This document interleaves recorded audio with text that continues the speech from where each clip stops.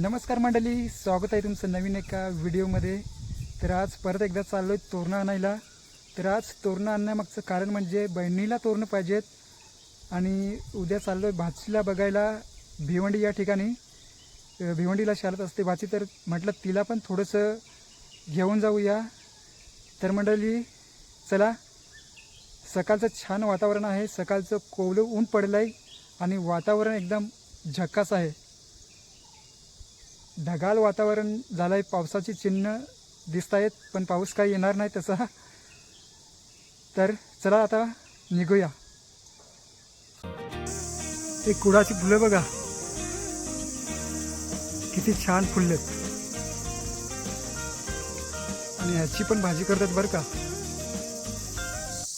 ऐका, कुडाची फुलं याची भाजी जर तुम्हाला पावसाळ्यामध्ये बनवायची असेल तर ही थंड पाण्यात धुवून आणि उन्हामध्ये सुकून तुम्ही पावसाळ्याकरता ठेवू शकता.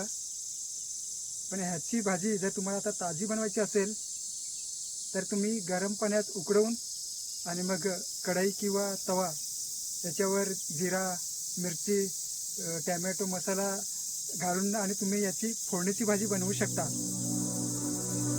निसर्ग बघा किती छान हिरव्यागार पानाने बहरून गेलाय. तर मागच्या वेळेस मी जेव्हा इथे आलतो तेव्हा एक मी तोरण पाहिली होती.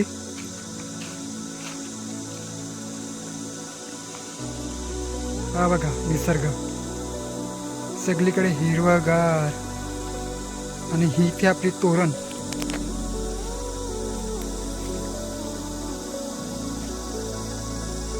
थोडी आहे त्याच्यावर पिकलेली, थोडीच आहे, जास्ती नाही, थोडीफार आहे पिकलेली. ते काढतो आणि मग आपण पुढच्या प्रवासाला जाऊ.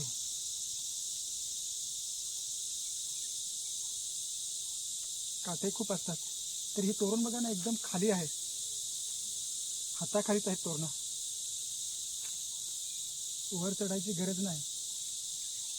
तर मागच्या वेळेस जेव्हा मी आलो तेव्हा माझ्या पोटात दुखत होतं, तर तोरणं खायला मला काही भेटली नाही. तर आज खाईन तोरणं.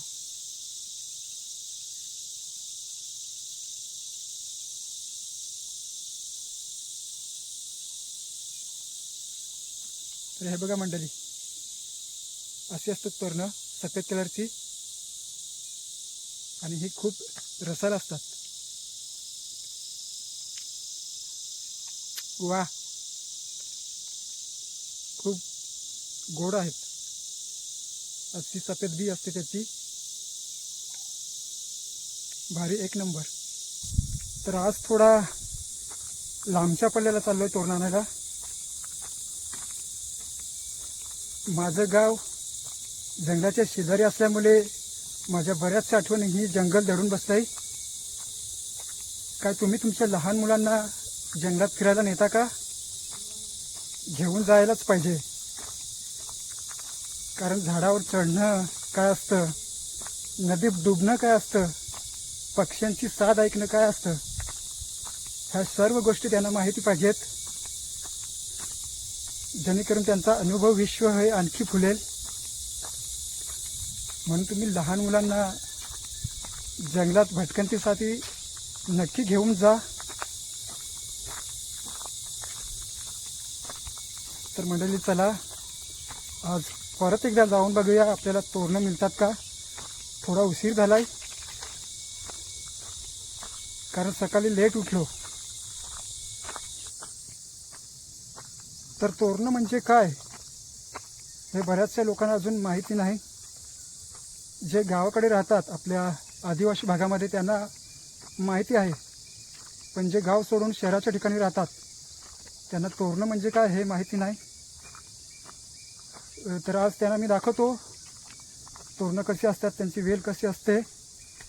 तर ही तोरणं एप्रिल महिन्यामध्ये आपल्याला पिकलेली पाहायला मिळतात, जी खायला खूप पौष्टिक आणि चवदार असतात.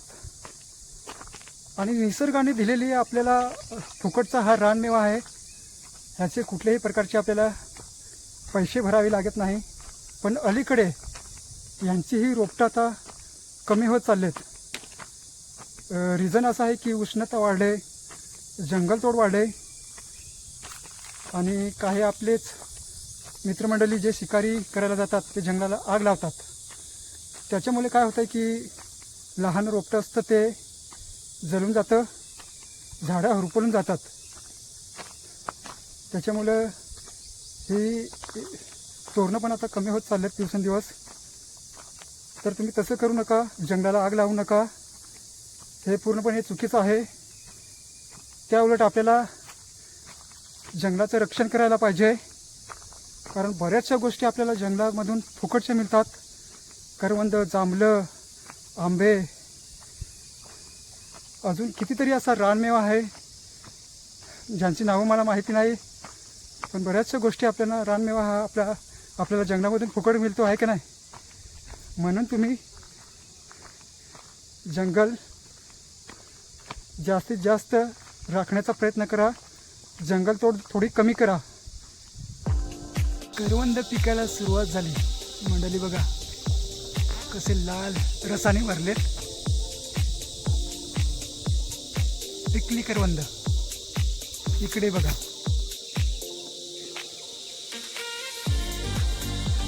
एक पिकलेला आहे ते करवंद. तर ह्याला जो चीक असतो ना तो आधी काढू पण शकता तुम्ही आणि नंतर खाऊ शकता. नाही काढला तरी चालेल. बघा कोंबडा का कोंबडी, कोंबडी, कारण हे सफेद कलरचं आहे. लाल असला तर कोंबडा. तर ह्या सर्व लहानपणीच्या आठवणी आहेत आपल्या जंगलातल्या. म्हणून रानात आलं की लय भारी वाटतंय, लय भारी.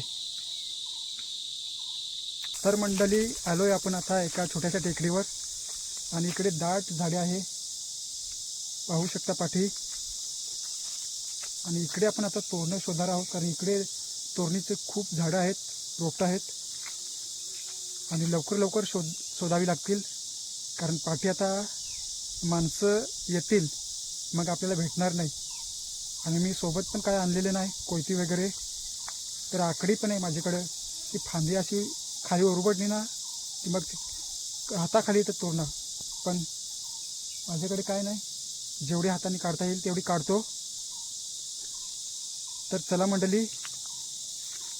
आणि इकडे बघा कशी सगळीकडे आग लावले, सगळीकडे पेटवून दिलाय. मग ह्याच्याने काय होतंय, सगळी ती रोपटं आहेत ना ती जळून जातात. तर मंडळी ह्या तोरणीवर थोडीशी तोरणं आहेत.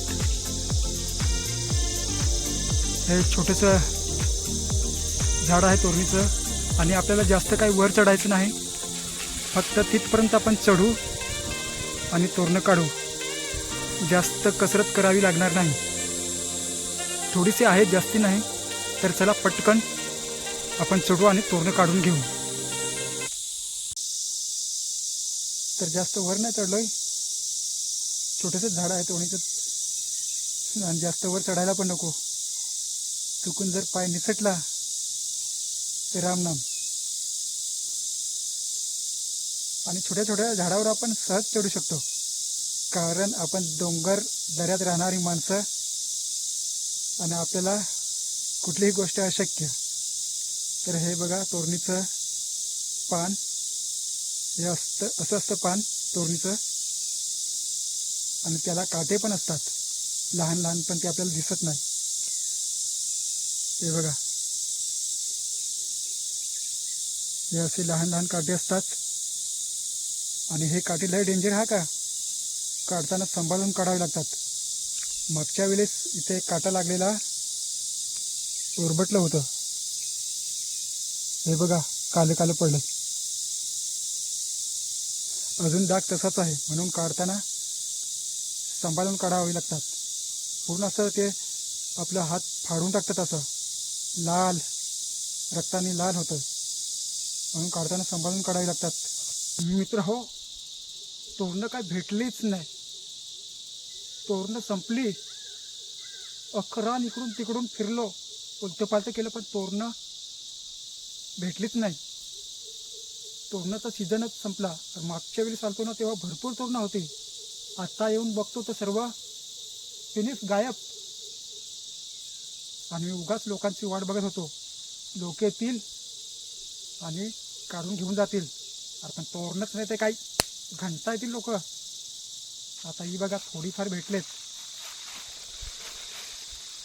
त्याच्यामध्ये पण हवा घुसली हा का पिशवीमध्ये, थोडीच आहेत.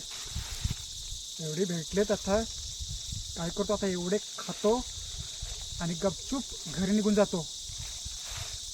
तर मंडळी चला आता घरी भेटूया लवकर एका नेक्स्ट व्हिडिओमध्ये. तोपर्यंत गुड बाय.